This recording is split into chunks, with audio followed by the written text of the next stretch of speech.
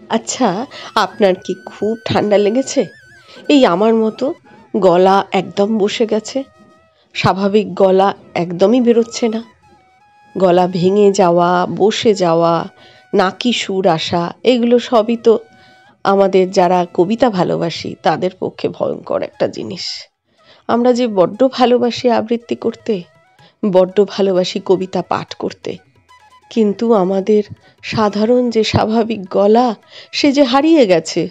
এই ঠান্ডা লেগে গেছে, সর্দি কাশি, শীত পড়ার সাথে সাথে বা যে কোনো সময় ঠান্ডা নানান কারণে লাগতে পারে।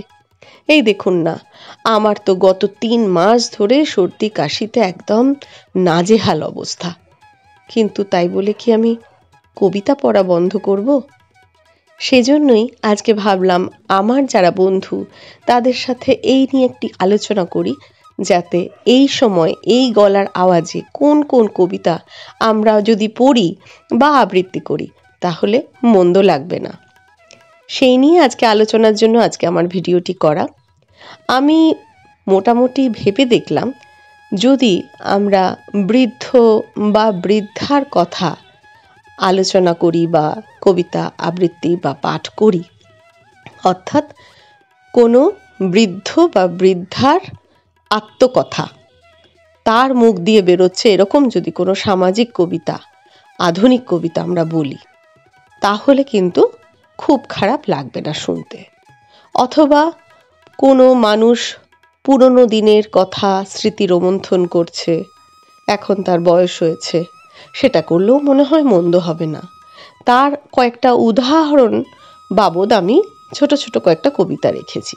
হ্যাঁ, এই কথাটা মনে রাখতে হবে যে কবিতা খুব বড় হলে কিন্তু হবে না, কারণ গলা যে কোনো সময় আমাদের আটকে যেতে পারে, আটকে গিয়ে বিদ্রোহ করতে পারে, গলা শুকিয়ে যেতে পারে। এই সময় আমাদের মুখে লবঙ্গ, গোলমরিচ, যষ্টিমধু একটু রাখতে হয়, যাতে গলার ভাঙা ভাবটা একটু হলেও বোঝা না যায় সেই জন্য।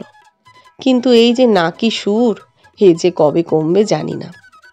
তাই বন্ধুরা, কয়েকটা ছোট ছোট কবিতা আজ আমি এই গলা নিয়ে পাঠ করব এবং আবৃত্তি করব। আশা করি আপনারা শুনবেন এবং অবশ্যই মন্তব্য করবেন যে আমার এই উদ্যোগটা ভালো না খুব একটা সুবিধের নয়। শুরু করি। কবিতার নাম আপ্যায়ন, সরলদের লেখা। আসুন আসুন, বসুন বসুন, হেলান দিয়ে সোফায়, ময়লা কেন জামা কাপড়, দেয়নি কেচে ধোপায়। দোহাই দাদা, দাগ না লাগে, একটু সামলে নিয়ে বসুন। খবর টবর ভালো তো সব? কেমন আছে প্রসূন? পায়ের ধুলো দিতে এলেন, বড্ড ধুলো ও পায়, দুঃখ পাবো ভুলেও পাটা তোলেন যদি সোফায়। ডবল ডেকার বাসে এলেন, ভিড় কি ছিল ভারী? বলেন কি ভাই, বাসের সিটে ছাড় পোকা এক কাঁড়ি। এই রে খেললে, উঠুন উঠুন, পালান পালান পালান, বাসের থেকে সোফায় যদি ছাড় পোকা হয় চালান। এই যা, বড় ভুল হলো যে। চলবে নাকি চাটা? নেহাত যদি যাবেন দাদা, আচ্ছা তবে টাটা। সনদ বসুর লেখা কবিতা স্মৃতির পাতা।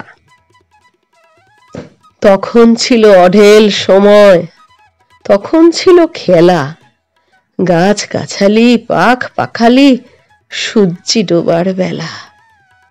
দু চোখ ভরা আকাশ ছিল, জল টলমল পুকুর, তখন ছিল চিলে কোঠায় গল্প বলা দুপুর। কাল বৈশাখীর আঁধার ছিল, শিল ছড়ানো ঝড়, আমরা কজন গাছের নিচে, মেঘ ডাকে কড় কড়। ডুব সাঁতার আর চিত সাঁতারে ছিল মজার স্নান, টাপুর টুপুর বৃষ্টি তখন, নদে ছিল বান। তখন ছিল শিউলি তলা, ফুল কুড়োনো ভোর, আবছা আলোয় করছি কামাল আমরা 2-3 চোর। তখন ছিল লঙ্কা পেঁয়াজ পান্তা ভাতের খিদে, লেবু পাতার গন্ধ মাখা স্বাদটি পেতাম কি যে। মাঘের শীতে কাঠের আখায় খেজুর রসের জাল, পিঠে পুলির সোহাগ নিয়ে কাটত সেদিন কাল। প্রথম রাতেই টেমির আলোয় ঘুম ঢুল ঢুল চোখে সুর করে ওই নামতা পড়া শুনত গাঁয়ের লোকে। তখন ছিল মাটির চালা, ছিল বাঁশের ঝাড়, হুতুম পেঁচা ডাকতো রাতে কাজলা দিঘির পার। আরো কত মধুর স্মৃতি ভেসে বেড়ায় মনে, কান্না দিয়ে সাজাই সেসব বুকের গোপন কোণে। কান্না দিয়ে সাজাই সেসব বুকের গোপন কোণে। কবি সুকান্ত ভট্টাচার্যের কবিতা সুচিকিৎসা। বদ্রীনাথের সর্দি হলো কলকাতাতে গিয়ে, আচ্ছা করে জোলাপ নিল নসি নাকে দিয়ে। ডাক্তার এসে বলল কেশে, বড়ই কঠিন ব্যায়াম, এসব কি সুচিকিৎসা? আরে আরে রাম, আমার হাতে পড়লে পরে এক্সরে করে দেখি রোগটা কেমন, কঠিন কিনা, আসল কিংবা মেকি। থার্মোমিটার মুখে রেখে সাবধানেতে তাকুক, আইস ব্যাগটা মাথায় দিয়ে একটা দিন তো রাখুক।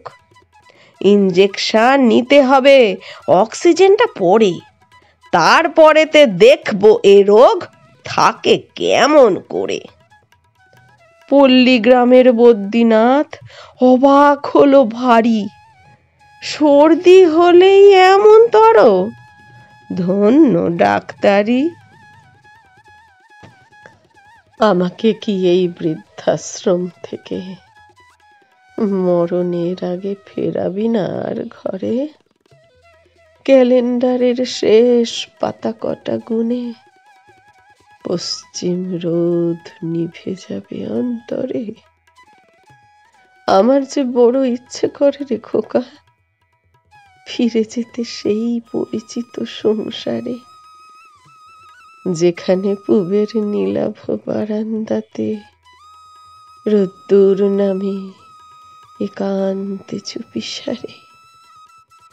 বৃদ্ধাশ্রম ভালো লাগে না কো আর, মা বলে ডাকে না কেউ তোর মতো স্বরে। সময় এখানে নিয়মের ফাঁদে ধরা, তফাৎ বুঝি না শীত বর্ষা বা ঝড়ে। ফিরিয়ে নে খোকা তোদের মধ্যে ফের, তোদের কথার অমান্য হব না কো। ঝাঁটার মতন এক কোণে পড়ে থেকে মুখ বুজে আমি হয়ে যাব নির্বাক।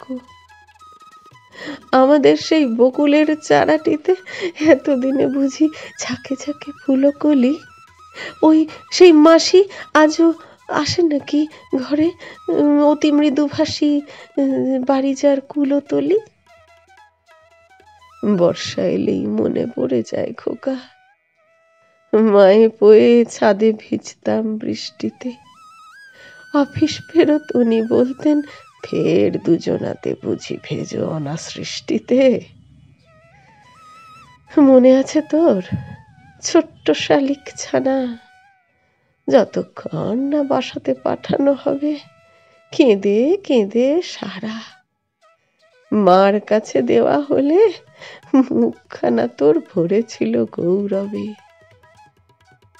উনি আমাদের কাঁদিয়ে যেদিন ভোরে হারিয়ে গেলেন, মুছে সিঁদুরের দাগও। সেদিন আমাকে জড়িয়ে বলেছে, সে কে, তোমাকে কোথাও যেতে নাহি দিব মাগো। বৃদ্ধাশ্রমে কেন রেখে গেলি তবে? একা একা কাটে কাকিত্বের বিন, আশ্রম ভাড়া নাকি মাল গুদামের ভাড়া? যে গুদামে ছিলি 10 মাস 10 দিন। পরন্ত এই বিকেলের ফিকে আলো সারা গায়ে মেখে আপনজনের সাথে জলজ ঝাঁঝির মতো শৈবাল দাম শূন্য বাঁদিকে চলে যাব সংখ্যাতে।